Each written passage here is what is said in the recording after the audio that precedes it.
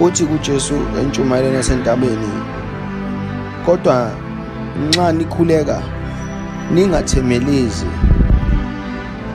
njengabezizwe, ngokuba bathi bayakuziwa ngokukhuluma kwabo okuningi.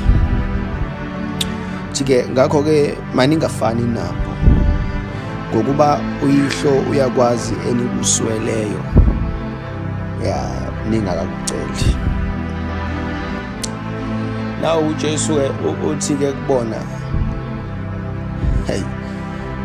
uqale wayikhomba ekamerweni, wayeseyikhomba ekuvuzeni. So uma ekhombe ekamero, akayikhombe yokuvuza ekamerweni, uyibeke yahlukana, okusho ukuthi uba nesicelo ekamerweni but uvuza corporate. Ucela ekamerweni ebese shuthi eyakulinda usimakade uze ube nathi, ebese kwenzela imhlola.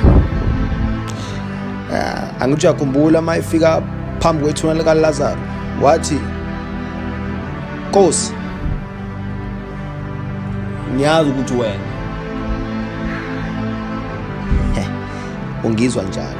Uthi Baba, I know. Uthi ngiyazi ukuthi ungizwa njalo, akazange azasho lutho, akazange azathandaze, wathi nje wena ungizwa njalo. Manje-ke leya nto ngeke uzuyisho ungenayo indawo ozivalela kuyo. And uzothi mawufunda iBhayibheli lizokuchazela ukuthi kwakuthi ekuseni ngeyintatha uJesu behamba endaweni yakhe yokuthandazela. Ubekuseni ubeya to his secret place. So lo Thixo amfuna emfihlakalweni, akakwazi ukumdisappointa phambi kwabantu. Angithi manje when you approach izimo uza unesibindi sekamera. Uthi uJesu isibindi oba naso uma usubhekene nezinto usithathe ekamereni. Bonke abantu babebhekene nezimo babe novalo, sesiyazi ikamera abanayo. Shana yakho satya. No, asiqhubeke nini. Uthi-ke uma nikhuleka ningabi njengabezizwe, ngokuba bafuna ukuzwakala ngokukhuluma kwabo okuningi. Uthi-ke ningafani nabo, ngokuba uyihlo wenu uyakwazi enikucelayo, enikudingayo, ningakakuceli. Uthi kuKristu kubona isizathu sokuthi uma nifika kuBaba nilokhu nithemeleza, ingoba uyakwazi. Uthi uKristu uBaba uphethe imemo,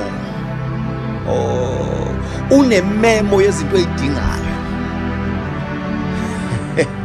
Uthi ngabe ungcono kube naye udidekile njengawe. Uthi uNkulunkulu akadidekile njengawe, wena udidekile but yena akadidekile, uyakwazi ukudingayo. Uthi-ke manje lento yokuthemeleza izokulimaza, ngoba ugcine usha amagama uzulibala ukuthi uswele. I'll repeat that one. Uthi lento yokuthemeleza ayikuvuzisi, ngoba ugcina uzulibale obukuzela, ngoba ufuna ukusibhila ngalamagama akho amaningi, ngoba ufuna ukusikhombisa ukuthi how much more you know the scripture, how much more you know the verses, uzukhohlwe ukuthi usesidingweni. Uthi-ke lalani-ke madoda, ukukhuluma kwenu kakhulu ngeke kunisize, ngoba uBaba uyakwazi enikudingayo. Uthi-ke when you come to a prayer place where you anchor your soul, uthi hlala odabeni, Thixo yimi. Uthi mawufika uthi simakade yimi, sengize ngalo la daba, ingane zami igcwele kuma drugs.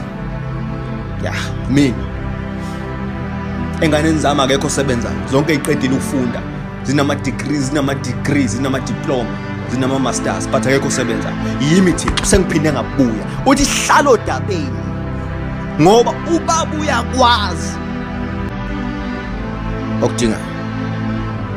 Ubaba une-memo of your needs. Anginiya sobe siqhubeka, God bless you.